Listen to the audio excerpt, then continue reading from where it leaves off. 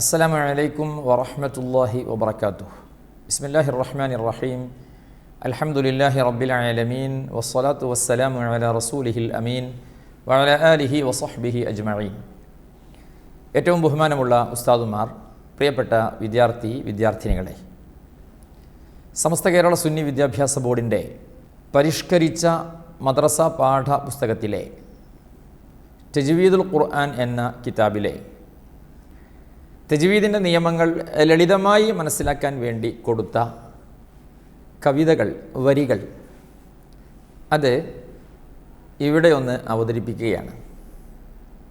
തജ്വീദ് നിയമങ്ങൾ ലളിതമായി മനസ്സിലാക്കാനും പഠിച്ച നിയമങ്ങൾ ഹൃദിസ്ഥമാവാനും മനസ്സിൽ സൂക്ഷിച്ചു വയ്ക്കാനും ഇത്തരത്തിൽ വരികളായി കോർത്തിണക്കുമ്പോൾ അത് സഹായകമാകുമെന്ന് മനസ്സിലാക്കിയതിൻ്റെ അടിസ്ഥാനത്തിലാണ് ഇങ്ങനെ തജ്വീദിൻ്റെ നിയമങ്ങളെക്കുറിച്ച്, അതുപോലുള്ള വിഷയങ്ങളെക്കുറിച്ച് പാഠപുസ്തകത്തിൽ നൽകിയിട്ടുള്ളത്. തജ്വീദ് ആകുമ്പോൾ പ്രത്യേകിച്ച്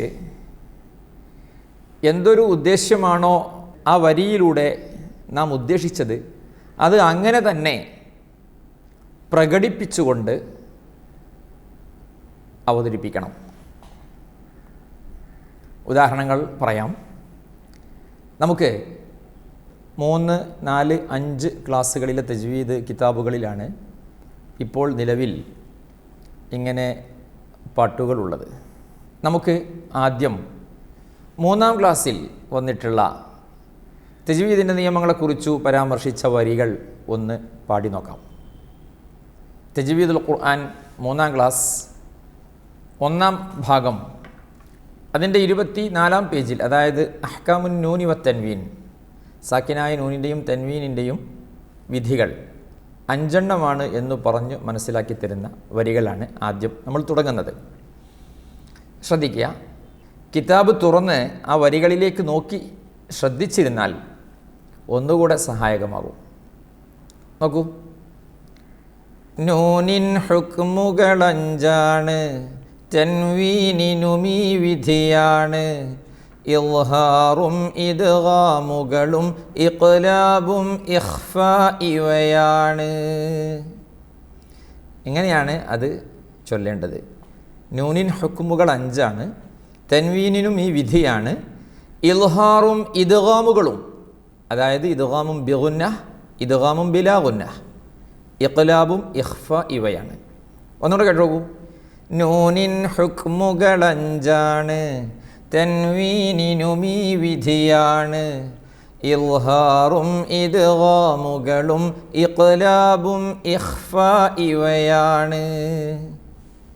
ഇനി നൂനിൻ്റെയും തൻവീനിൻ്റെയും വിധികളിൽ ഒന്നാമത് പറയുന്ന ഇൽഹാർ, അൽ ഇൽഹാർ എന്ന പാഠത്തിൽ 28-ാമത്തെ പേജിൽ നോക്കൂ. ഹൽഖിൻ ഹർഫുകൾ 6, അവയിൽ വിധി ഇൽഹാറാണ്. ഹംസുൻ ഹാഉൻ ഐനുൻ ഹാഉൻ ഗൈനുൻ ഖാ എന്നിവയാണ്. ഹൽഖിൻ്റെ ഹർഫുകൾ 6 എണ്ണമാണ് എന്നും ആ 6 എണ്ണം ഏതെല്ലാമാണ് എന്നും ഇവിടെ മനസ്സിലാക്കി. ഇനി അതേ പുസ്തകത്തിൻ്റെ തന്നെ 39-ാമത്തെ പേജിൽ അൽ ഇദ്ഗാമു ബിഗുന്നഹ് എന്ന പാഠത്തിൽ നോക്കൂ. ഇദ്ഗാമാണ് മഅൽ ഗുന്നഹ്, ഇതിനുള്ളത് യൂമിനു എന്ന. നൂനിൻ തൻവീനിൻ പിറകെ ഇവ വന്നാലുണ്ട് ഇദ്ഗാം ഗുന്നഹ്. ഒന്നുകൂടെ കേട്ടോളൂ. ഇദ്ഗാമാണ് മഅൽ ഗുന്നഹ്, ഇതിനുള്ളത് യൂമിനു എന്ന. നൂനിൻ തൻവീനിൻ പിറകെ ഇവ വന്നാലുണ്ട് ഇദ്ഗാം ഗുന്നഹ്. ഓക്കെ. ഇനി 3-ാം ക്ലാസ്സിലെ തന്നെ തജ്വീദിൻ്റെ 2-ാം പാർട്ട്. ആ 2-ാം പാർട്ടിൽ അതിൻ്റെ 12-ാമത്തെ പേജിൽ ഇദ്ഗാമും ബിലാ ഗുന്നഹ്, അതേക്കുറിച്ച് പാടുന്ന വരികൾ ഇങ്ങനെയാണ്. ഇദ്ഗാമുണ്ട് ബിലാ ഗുന്നഹ്, ഇതിനായി 2 ഹുറൂഫ് എന്ന. നൂനും തൻവീനിൻ പിറകില്ലാം റാവന്നാലി വിധിയെന്ന. ഒന്നുകൂടെ. ഇദ്ഗാമുണ്ട് ബിലാ ഗുന്ന, ഇതിനായി 2 ഹുറൂഫെന്ന, നൂനും തൻവീനിൻ പിറകില്ലാം റാ വന്നാലീ വിധിയെന്ന. ഇതൊന്നും ഇവിടെ വിശദീകരിക്കുന്നില്ല, വിശദീകരിക്കേണ്ട ആവശ്യവും ഉണ്ടെന്ന് തോന്നുന്നില്ല. ആ വരികൾ എങ്ങനെ ചൊല്ലണം എന്ന് മാത്രമാണ് ഈ വീഡിയോയിലൂടെ ഉദ്ദേശിക്കുന്നത്. അതേ പുസ്തകത്തിൻ്റെ തന്നെ 15-ാമത്തെ പേജിൽ നോക്കൂ, ഇഖ്ലാബിനെ കുറിച്ച് പറയുന്നു. ഇഖ്ലാബെന്തെന്നറിയില്ലേ, ഇതിനുള്ളത് ബ എന്നല്ലേ, നൂനും തൻവീനിൻ പിറകെ ബാ വന്നാലവ മീമാവില്ലേ. ആവൂലേ? മീമാവൂലേ? ആവും. നൂനും തൻവീനിൻ പിറകെ ബാ വന്നാൽ ഇവ, ഏത്? നൂനും തൻവീനും മീമായി വരും. അതാണ് ഇഖ്ലാബ്. ഓക്കെ, ഇനി 5-ാമത്തെ നിയമമാണ് ഇഖ്ഫ എന്നത്. ഇഖ്ഫാനെ കുറിച്ച് ഇങ്ങനെയാണ്, 19-ാമത്തെ പേജിലാണ്, 3-ാം ക്ലാസ്സിലെ തന്നെ തജ്വീദുൽ ഖുർആൻ 2-ാം ഭാഗം 19-ാമത്തെ പേജിൽ അൽ ഇഖ്ഫ എന്ന പാഠത്തിൽ നോക്കൂ. ഇഖ്ഫ എന്തെന്നറിയണം, ഇവിടെ മറച്ചു മണിക്കേണം, നൂനും തൻവീനിൻ പിറകെ 15 അക്ഷരമിതിനോർക്കേണം. ഇഖ്ഫ എന്തെന്നറിയണം, ഇവിടെ മറച്ചു മണിക്കേണം, നൂനും തൻവീനിൻ പിറകെ 15 അക്ഷരമിതിനോർക്കേണം. ഇത്രയുമാണ് 3-ാം ക്ലാസ്സിലെ പാഠപുസ്തകത്തിൽ ഉള്ളത്. ഇനി നമുക്ക് 4-ാം ക്ലാസ്സിലേക്ക് കയറാം. 4-ാം ക്ലാസ്സിൽ തജ്വീദുൽ ഖുർആൻ എന്ന കിതാബിൻ്റെ 1-ാമത്തെ പാഠം 14-ാമത്തെ പേജിൽ നമ്മൾ 3-ാം ക്ലാസ്സിൽ പഠിച്ച പാഠത്തിൻ്റെ ആവർത്തനമാണ് ഇഖ്ഫാഉം ഇഖ്ലാബും. അതൊന്നുകൂടെ ആവർത്തിക്കുകയാണ്. ഇഖ്ഫ എന്തെന്നറിയണം, ഇവിടെ മറച്ചു മണിക്കേണം, നൂനും തൻവീനിൻ പിറകെ 15 അക്ഷരമിതിനോർക്കേണം. ഇഖ്ലാബെന്തെന്നറിയില്ലേ, ഇതിനുള്ളത് ബ എന്നല്ലേ, നൂനും തൻവീനിൻ പിറകെ ബാ വന്നാലിവ മീമാവില്ലേ. കഴിഞ്ഞ പാഠത്തിൻ്റെ കഴിഞ്ഞ ക്ലാസ്സിലെ അതിൻ്റെ ഒരു ആവർത്തനം എന്ന നിലയ്ക്ക് കൊടുത്തതാണ്. ഇനി 4-ാം ക്ലാസ് തജ്വീദുൽ ഖുർആൻ 1-ാം പാർട്ട് 20-ാമത്തെ പേജിൽ സാക്കിനായ മീമിൻ്റെ 3 നിയമങ്ങളെ ചുരുങ്ങിയ വരിയിൽ ഉൾക്കൊള്ളിച്ചിട്ടുണ്ട്. അതിൻ്റെ ട്യൂണൊന്ന് മാറി വരുന്നുണ്ട്, നോക്കൂ. സാക്കിനായ മീമിനു ശേഷം മീം വന്നാൽ ഇദ്ഗാം, ബാ വന്നാൽ ഇഖ്ഫാ, ബാക്കി വന്നാൽ ഇദ്ഹാർ. ഒന്നുകൂടെ. സാക്കിനായ മീമിനു ശേഷം മീം വന്നാൽ ഇദ്ഗാം, ബാ വന്നാൽ ഇഖ്ഫാ, ബാക്കി വന്നാൽ ഇദ്ഹാർ. കുട്ടികൾക്ക് വളരെ ലളിതമായി പഠിക്കാവുന്ന തരത്തിലാണ്. ഇനി 4-ാം ക്ലാസ്സിലെ തജ്വീദുൽ ഖുർആൻ അതിലെ മുഖ്യ വിഷയം മദ്ദുകളാണ്. മദ്ദുൽ ഫർഈ 5 എണ്ണമാണ്. മുത്തസിൽ, മുൻഫസിൽ, ആരിദ്, ലീൻ, ലാസിം. അതേക്കുറിച്ച് നോക്കൂ. 26-ാമത്തെ പേജിൽ മദ്ദുകൾ 5 എന്നറിയണം, 5ഉം നമ്മൾ പഠിക്കണം, മുത്തസിൽ, മുൻഫസിൽ, ആരിദ്, ലീനും ലാസിം അതെന്നും ഓർക്കേണം. ഓക്കെ. ഇനി അതേ പുസ്തകത്തിൻ്റെ തന്നെ 29-ാമത്തെ പേജിൽ 1-ാമത്തെ മദ്, മദ്ദുൽ മുത്തസിൽ ആണല്ലോ. എന്താണ് മദ് മുത്തസിൽ? അതിങ്ങനെ നമുക്ക് കേൾക്കാം. മദ്ദക്ഷരമതു കണ്ടില്ലേ, പിറകെ ഹംസ വരുന്നില്ലേ, മദ്ദക്ഷരവും ഹംസും ഒരു കലിമത്തിൽ മുത്തസിൽ മദ്ദല്ലേ. മദ്ദക്ഷരമതു കണ്ടില്ലേ, പിറകെ ഹംസ വരുന്നില്ലേ, മദ്ദക്ഷരവും ഹംസും ഒരു കലിമത്തിൽ മുത്തസിൽ മദ്ദല്ലേ. മുത്തസിലായ മദ് എന്ന് പറഞ്ഞാൽ എന്താണ് എന്ന് നമ്മൾ പറഞ്ഞു. ഇനി മദ്ദുൽ മുൻഫസിൽ എന്താണ്? മദ്ദുൽ മുൻഫസിൽ ആ പുസ്തകത്തിൻ്റെ 32-ാമത്തെ പേജിൽ പറയുന്നുണ്ട്. മദ്ദുൽ മുൻഫസിൽ എന്താണ്? ഹംസ വരുന്നൊരു മദ്ദാണ്, മദ്ദക്ഷരവും ഹംസും രണ്ടു പദങ്ങളിൽ വന്നതിൻ പേരാണ്. മദ്ദുൽ മുൻഫസിൽ എന്താണ്? ഹംസ വരുന്നൊരു മദ്ദാണ്. മദ്ദക്ഷരവും ഹംസും രണ്ടു പദങ്ങളിൽ വന്നതിൻ പേരാണ്. മുത്തസിൽ നമ്മൾ പറഞ്ഞു, മുൻഫസിൽ പറഞ്ഞു. ഇനി മദ്ദുൽ ലാസിം. മദ്ദുൽ ലാസിമിനെ കുറിച്ച് ചെറിയ രണ്ട് വരികൾ ആ പുസ്തകത്തിൻ്റെ 36-ാമത്തെ പേജിൽ. വസ്സാഫാത്തിൽ മദ്ദില്ലേ മദ്ദുൽ ലാസിം പേരല്ലേ, ഹർഫുൽ മദ്ദിനു പിറകെ സുകൂനും വന്നാൽ ലാസിം മദ്ദല്ലേ. തുടക്കത്തിൽ പറഞ്ഞു തജ്വീദിൻ്റെ പാട്ടുകളാകുമ്പോൾ കവിതകളാകുമ്പോൾ എന്താണോ ഉദ്ദേശിച്ചത് അത് പ്രകടമാക്കിക്കൊണ്ട് തന്നെ ചൊല്ലണമെന്ന്. അതിൻ്റെ ഒരു ഉദാഹരണമാണ് ഈ വരി. വസ്സാഫാത്തിൽ മദ്ദില്ലേ, അങ്ങനെ തന്നെ പാടണം. അത് വസ്സാഫാത്തിൽ മദ്ദില്ലേ അങ്ങനെ പറയാൻ പാടില്ല. കാരണം വസ്സാഫാത്തി എന്ന് പറഞ്ഞതിൽ മദ്ദില്ല. മദ്ദുള്ള കലിമത്ത് മദ്ദോടു കൂടി തന്നെ ചൊല്ലി വേണം. നോക്കൂ ഒന്നുകൂടെ. വസ്സാഫാത്തിൽ മദ്ദില്ലേ മദ്ദുൽ ലാസിം പേരല്ലേ, ഹർഫുൽ മദ്ദിനു പിറകെ സുകൂനും വന്നാൽ ലാസിം മദ്ദല്ലേ. പാട്ടിൻ്റെ വരിയിൽ ഹർഫുൽ മദ്ദിനു ശേഷം എന്നാണ് കാണുക. അവിടെ പിറകെ എന്ന് ഒന്ന് എഴുതി കൊടുക്കുക. ഓക്കെ, ശേഷം എന്നതിനേക്കാൾ ഒന്നുകൂടെ ട്യൂൺ ഒക്കാനും നല്ലതും പിറകെ എന്ന് പറയലാണ്. ഹർഫുൽ മദ്ദിനു പിറകെ സുകൂനും വന്നാൽ ലാസിം മദ്ദല്ലേ. ഓക്കെ, 4-ാം ക്ലാസ്സിലെ തജ്വീദുൽ ഖുർആൻ 1-ാം പാർട്ടിൽ ഇത്രയാണ് ഉള്ളത്. ഇനി അതിൻ്റെ 2-ാമത്തെ പാർട്ടിൽ 4-ാം ക്ലാസ്സിൽ തന്നെ അൽ മദ്ദുൽ ആരിദ്, 4-ാമത്തെ മദ് മദ്ദുൽ ആരിദ്.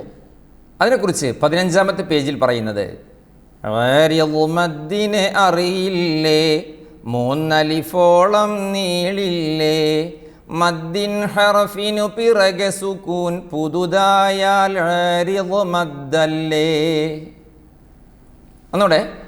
ആരിദ് മദ്ദിനെ അറിയില്ലേ, 3 അലിഫോളം നീളില്ലേ, മദ്ദിൻ ഹർഫിന് പിറകെ സുകൂൻ പുതുതായാൽ ആരിദ് മദ്ദല്ലേ. ഓക്കെ, ഇനി ഒരു മദ് കൂടെ ബാക്കിയുണ്ട്. അതാണ് മദ്ദുൽ ലീൻ. അതിൻ്റെ 20-ാമത്തെ പേജിൽ നോക്കൂ. മദ്ദുൽ ലീൻ. മദ്ദുൽ ലീനു പഠിക്കേണം, മൗസ് മദ്ദിനെ നോക്കേണം, ലീനിൻ ഹർഫിൻ പിറകെ സുകൂൻ പുതുതായതിതെന്നും ഓർക്കേണം. എന്താണ് മദ്ദുൽ ലീൻ എന്നാണ് ഇവിടെ പറഞ്ഞത്. അപ്പോൾ മൗസ്, ഖുറൈഷ്, ഖൗഫ് എന്നൊക്കെ പറയുമ്പോൾ ഉണ്ടാകുന്നതാണല്ലോ മദ്ദുൽ ലീൻ. അതുകൊണ്ട് അങ്ങനെ തന്നെ ഇവിടെ മൗസിലെ മദ്ദിനെ എന്നാണ് ഉള്ളത്. അത് മൗസ് മദ്ദിനെ എന്നായാൽ അവിടെ മദ്ദും ഉണ്ടായി. ഒന്നുകൂടെ കേട്ടോളൂ. മദ്ദുൽ ലീനു പഠിക്കേണം, മൗസ് മദ്ദിനെ നോക്കേണം, ലീനിൻ ഹർഫിൻ പിറകെ സുകൂൻ പുതുതായതിതെന്നും ഓർക്കേണം. ഓക്കെ. ഇനി തൊട്ടടുത്ത പേജിൽ, പേജ് 22-ൽ അലിഫിൽ വഖഫ് ചെയ്യുന്നത് എങ്ങനെയാണ്, അവിടെ കൊടുക്കേണ്ട ബദ്ദും അവിടെ ശ്രദ്ധിക്കേണ്ട കാര്യങ്ങളും എന്തെല്ലാമാണ് എന്നതിനെക്കുറിച്ച് വേറെ ഒരു ട്യൂണിലാണ്. ഒരുപാട് ട്യൂണുകളിൽ ഇത് പാടാം. നമ്മൾ ഉദ്ദേശിച്ച ആശയം ചോരാത്ത വിധം പാടാം. നോക്കൂ. അലിഫിൽ വഖഫ് ചെയ്യുന്ന പക്ഷം ഓർക്കണം, അറിയാതെ ഹാ വരുന്നതും ശ്രദ്ധിക്കണം, ഇരുചുണ്ടുകൾ ഉടൻ പൂട്ടിയാൽ മീമും വരും, വല്ലാതെ നീളുന്നോ അതും ഒഴിവാക്കണം. ഈ പാഠഭാഗം വായിക്കുമ്പോൾ അതിൻ്റെ എല്ലാ ആശയങ്ങളും മനസ്സിലാവും. ഇങ്ങനെ അത് ചൊല്ലാം. അലിഫിൽ വഖഫ് ചെയ്യുന്ന പക്ഷം ഓർക്കണം, അറിയാതെ ഹാ വരുന്നതും ശ്രദ്ധിക്കണം, ഇരുചുണ്ടുകൾ ഉടൻ പൂട്ടിയാൽ മീമും വരും, വല്ലാതെ നീളുന്നോ അതും ഒഴിവാക്കണം. ഉദാഹരണത്തിന് ഒന്ന് ട്യൂൺ മാറ്റി പിടിച്ചതാണ്. അങ്ങനെയൊക്കെ ഈ ആശയങ്ങൾ നേരത്തെ പറഞ്ഞതുപോലെ വഴിമാറാത്ത വിധം ട്യൂണുകളിലേക്ക് നമുക്ക് മാറ്റാവുന്നതാണ്. 4ാം ക്ലാസ്സിൽ ഇത്രയുമാണ് ഉള്ളത്. ഇനി നമുക്ക് 5ാം ക്ലാസ്സിലേക്ക് വരാം. 5ാം ക്ലാസ്സിൽ പ്രധാനമായും സിഫാത്തുൽ ഹുറൂഫ് ആണ് പ്രതിപാദ്യം. അതുകൊണ്ട് തന്നെ അക്ഷരങ്ങൾ പറയുമ്പോൾ അതിൻ്റെ സിഫത്തുകൾ പഠിപ്പിക്കുമ്പോൾ അതങ്ങനെ തന്നെ പറഞ്ഞ് പാടി കൊടുക്കണം. അതായത് നോക്കൂ, 5ാം ക്ലാസ്സിലെ തജ്വീദുൽ ഖുർആൻ 1ാം പാർട്ട് 26ാമത്തെ പേജ് അത്തഫ്ഖീമു വത്തർഖീഖ് എന്ന പാഠത്തിൽ ശ്രദ്ധിക്കണേ. വായ നിറച്ച് തടിപ്പിച്ചക്ഷരമുച്ചാരണമതു തഫ്ഖീം. വായിക്കുന്നതു നേർപ്പിച്ചാണോ അക്ഷരമെങ്കിൽ തർഖീഖ്.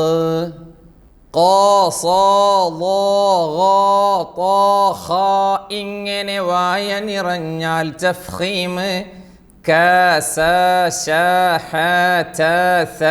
ഇങ്ങനെ നേർത്തു പറഞ്ഞാൽ തർഖീഖ്. അപ്പോൾ ഇസ്തിഅലാഇൻ്റെ അക്ഷരങ്ങളാകുന്ന ഖാഫും സാദും ളാദും ഒക്കെ ആ വരിയിൽ ചൊല്ലുമ്പോൾ തഫ്ഖീമോട് കൂടെ തന്നെ പറയണം. ഇസ്തിഫാലിൻ്റെ അക്ഷരങ്ങളാകുന്ന കാഫൊക്കെ പറയുമ്പോൾ അങ്ങനെയും തന്നെ പാടി മനസ്സിലാക്കണം. ഒന്നുകൂടെ, വായ നിറച്ച് തടിപ്പിച്ചക്ഷരമുച്ചാരണമതു തഫ്ഖീം. വായിക്കുന്നതു നേർപ്പിച്ചാണോ അക്ഷരമെങ്കിൽ തർഖീഖ്.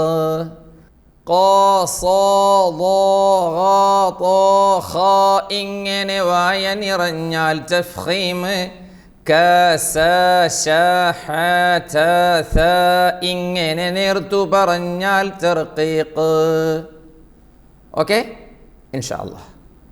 ഇനി 5ാം ക്ലാസ്സിലെ തജ്വീദുൽ ഖുർആൻ 1ാം പാർട്ട് അതിൻ്റെ 29ാമത്തെ പേജിൽ അതൊന്ന് പ്രത്യേകം ശ്രദ്ധിക്കേണ്ടതാണ്. ചെറിയ ഒരു 2ാമത്തെ വരിയിൽ ഒരു തഖദ്ദുമും തഅഖുറും ഉണ്ട്, ഒരു ഡിസോർഡറിങ്. അതൊന്ന് ശരിയാക്കണം. നോക്കൂ, ചൊല്ലേണ്ടത് ഇങ്ങനെയാണ്. കിതാബിൽ എല്ലാവരും ശ്രദ്ധിക്കണം, നോക്കണം, അപ്പോഴാണ് അത് മനസ്സിലാവുക.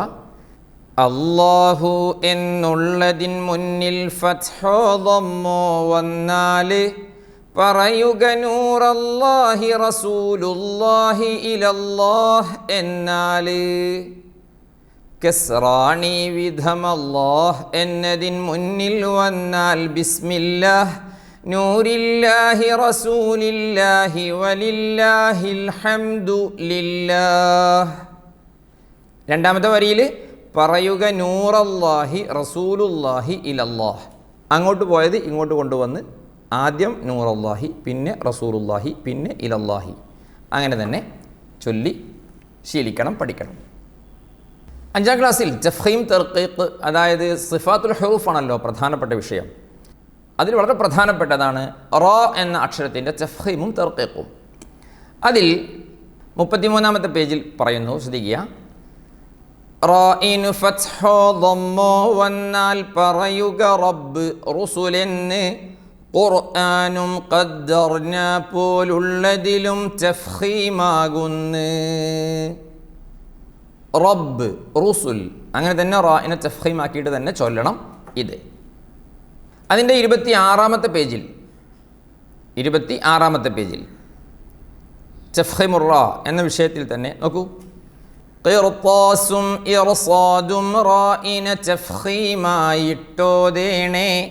ഇസ്തിഅലാഇൻ ഹർഫ റാഇൻ പിറകിൽ കാരണമറിയേണേ. ഇർജിഅ റാഇനു മുന്നിൽ വന്നത് ആരിദ് കസ്റാനറിയേണേ. അമിർതാബു മുൻഫസില കസ്റിദിൽ തഫ്ഖീമായിട്ടോദേണേ. 4 വരിയും അവസാനത്തിൽ ഓതണേ, കാരണം അറിയണേ, കസ്റാൻ അറിയണേ, നേ എന്ന വിധത്തിൽ. അതിൻ്റെ ഏറ്റവും ലാസ്റ്റ് നോക്കൂ. ഫജ്റും ഗഫാറും ഖുസ്റും വഖഫിൽ തഫ്ഖീമാണറിയണേ. റാഇനു മുമ്പ് സുക്കൂനാണ്, അതിനും മുമ്പേ ഫത്ഹും ദമ്മാണേ. കാരണങ്ങളൊക്കെ വിശദമായിട്ട് നേരത്തെ പറഞ്ഞിട്ടുണ്ട്, ഈ പാഠത്തിൽ പറഞ്ഞിട്ടുണ്ട്. അത് മനസ്സിലാക്കാൻ വേണ്ടി, മനസ്സിൽ സൂക്ഷിച്ചു വയ്ക്കാൻ വേണ്ടി ഉള്ള വരികളാണ്. ഫജ്റും ഗഫാറും ഖുസ്റും വഖഫിൽ തഫ്ഖീമാണറിയേണേ റായിനു മുൻപ് സുകൂനാണതിനും മുമ്പേ ഫത്ഹും ളമ്മാണേ. അങ്ങനെയാണത് ചൊല്ലേണ്ടത്. ഒന്നാമത്തെ വരിയിൽ തഫ്ഖീമാണെന്നറിയണേ എന്നുണ്ട്, തഫ്ഖീമാണറിയണേ എന്നാണ് വേണ്ടത്. ഓക്കെ. 5ാം ക്ലാസ്സിലെ തജ്വീദുൽ ഖുർആൻ 2ാം പാർട്ടിൽ 7ാമത്തെ പേജിൽ തർഖീഖുർ റാ, റാഇനെ നേർപ്പിച്ചോതുന്ന സന്ദർഭങ്ങൾ ഏതെല്ലാമാണ് എന്ന് പറഞ്ഞ് പറയുന്ന വരിയിൽ 7ാമത്തെ പേജിൽ നോക്കൂ. റാഇനു കസ്റായാൽ പറയുക തർഖീഖായി റിബയും റിജിലെന്ന് അൻദിർ ഖൗമക മിർഫഖ പോലുള്ളതിലും തർഖീഖാകുന്ന്. ഇവിടെ റാഇനു കസ്റായാൽ റിബ റിജിൽ എന്നതുപോലെ തർഖീഖായി പറയുക. അതുപോലെ തന്നെ അൻദിർ ഖൗമക മിർഫഖ. ഇവിടെ പ്രത്യേകം ശ്രദ്ധിക്കാനുള്ളത് സുക്കൂനുള്ള റാഇനു മുമ്പ് കസ്റായി ശേഷം ഇസ്തിഅലാഇൻ്റെ ഹർഫ് ഇല്ലെങ്കിൽ റാഇനു തർഖീഖ് എന്നാണ്. ഉദാഹരണം മിർഫഖ. അൻദിർ ഖൗമക, അവിടെയും തർഖീഖ് തന്നെയാണ്.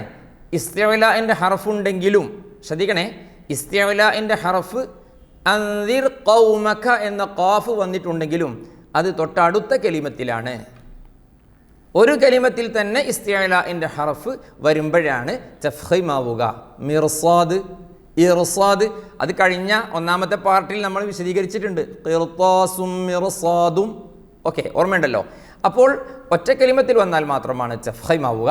2 കലിമത്തിലായിട്ടാണ് വരുന്നത്. അതായത് സുക്കൂനുള്ള റാഇന് ശേഷം വരുന്ന ഇസ്തിഅലാഇൻ്റെ ഹർഫ് തൊട്ടടുത്ത കലിമത്തിലാണെങ്കിൽ ആ റാഇനെയും തർഖീഖ് തന്നെയാണ്. അതുകൊണ്ടാണ് അൻദിർ ഖൗമക എന്ന ഉദാഹരണം കൂടെ ഇവിടെ കൊടുത്തിട്ടുള്ളത്. ഇനി 11ാമത്തെ പേജിൽ 5ാം ക്ലാസ് തജ്വീദുൽ ഖുർആൻ 2ാം പാർട്ട് 11ാമത്തെ പേജിൽ നമ്മൾ നേരത്തെ പറഞ്ഞു എന്താണോ ഉദ്ദേശിക്കുന്നത് അത് വ്യക്തമാക്കി തന്നെ പാടണമെന്ന്. നോക്കൂ, ഖൈർ, ഖബീർ, റാഇനെ വഖഫിൽ നേർപ്പിച്ചോതി പറയണം. ഹിജ്ർ, ദിക്ർ, ബിക്ർ എന്നതിലും റാ തർഖീഖായിട്ടോതേണം. ഹിജ്ർ, ദിക്ർ, ബിക്ർ അങ്ങനെ തന്നെ പറയണം. ഖൈർ, ഖബീർ. ഓക്കെ. പിന്നെ 27ാമത്തെ പേജിലാണ് ഇസ്തിഅലാഇൻ്റെ ഹർഫിനെ നീട്ടാൻ വേണ്ടി അലിഫും വാവും വരുമ്പോൾ ആ അലിഫും വാവും തഫ്ഖീമാവും. ഇസ്തിഅലാഇൻ്റെ ഹർഫുകൾ അല്ലാത്തവ നീട്ടാൻ വേണ്ടി അലിഫും വാവും വരുമ്പോൾ അവ തർഖീഖാകും എന്നാണ് ഉദ്ദേശിക്കുന്നത്. ഇതിലെ 3ാമത്തെ വരിയിൽ തർഖീഖ എന്നാണ് പ്രിൻറ്റിൽ ഉള്ളത്, അവിടെ തഫ്ഖീമ എന്നാണ് വേണ്ടത്. പ്രിൻറ്റിങ്ങിലെ ഒരു മിസ്റ്റേക്കാണ്, അതൊന്ന് തിരുത്തി കൊടുത്താൽ മതി. അതുപോലെ 4ാമത്തെ വരിയിൽ എന്നിവ വാ വന്നത് എന്നത് എന്നിവയിൽ വാ വന്നത് എന്ന് ആക്കണം. ചൊല്ലിത്തരാം നോക്കൂ. ഇസ്തിഅലാഇൻ ഹർഫിനെ നീട്ടുന്ന അലിഫും വാവും തഫ്ഖീമ, ഇവയല്ലാത്തവയെല്ലാം നീട്ടുന്ന അലിഫും വാവും തർഖീഖ. ഖാലൽ ഖാലിദു എന്നു പറഞ്ഞു ഖായും ഖായും തഫ്ഖീമായി. കൂനു ഖൂലു എന്നിവയിൽ വാ വന്നത് തഫ്ഖീം തർഖീഖ. കൂനു, ഖൂലു ഇവിടെ 2 രൂപത്തിൽ വന്നിട്ടുണ്ട്. കൂനു എന്ന് പറഞ്ഞെടുത്ത് തർഖീഖായി വന്നിട്ടുണ്ട്, ഖൂലു എന്ന് പറഞ്ഞെടുത്ത് തഫ്ഖീമും തർഖീഖുമായി വന്നിട്ടുണ്ട്. അതുകൊണ്ടാണ് കൂനു ഖൂലു എന്നിവയിൽ വാ വന്നത് തഫ്ഖീം തർഖീഖ. ഇസ്തിഅലാഇൻ ഹർഫിനെ നീട്ടുന്ന അലിഫും വാവും തഫ്ഖീമ, ഇവയല്ലാത്തവയെല്ലാം നീട്ടുന്ന അലിഫും വാവും തർഖീഖ. ഖാലൽ ഖാലിദു എന്നു പറഞ്ഞു ഖായും ഖായും തഫ്ഖീമ. കൂനു ഖൂലു എന്നിവയിൽ വാ വന്നത് തഫ്ഖീം തർഖീഖ. ഇങ്ങനെയാണ് ചൊല്ലേണ്ടത്. ഇപ്പോൾ 3, 4, 5 ക്ലാസ്സിലെ തജ്വീദുൽ ഖുർആനിൽ വന്ന തജ്വീദിൻ്റെ അഹ്കാമുകളുമായി ബന്ധപ്പെട്ട് ഉള്ള കവിതകൾ, പാട്ടുകൾ എന്തു പറഞ്ഞാലും കുഴപ്പമില്ല, നമ്മൾ പാടി അത് അങ്ങനെ തന്നെ പാടി പഠിക്കുകയും ബൈഹാർട്ടാക്കുകയും ഹിഫ്ളാക്കുകയും ആ ഹുക്മുകളൊക്കെ ശ്രദ്ധിക്കണമെന്നും വിശുദ്ധ ഖുർആനിൻ്റെ പാരായണത്തിൽ ഈ നിയമങ്ങളെല്ലാം ഉണ്ടാവണമെന്നും സാന്ദർഭികമായി ഓർമ്മപ്പെടുത്തുന്നു.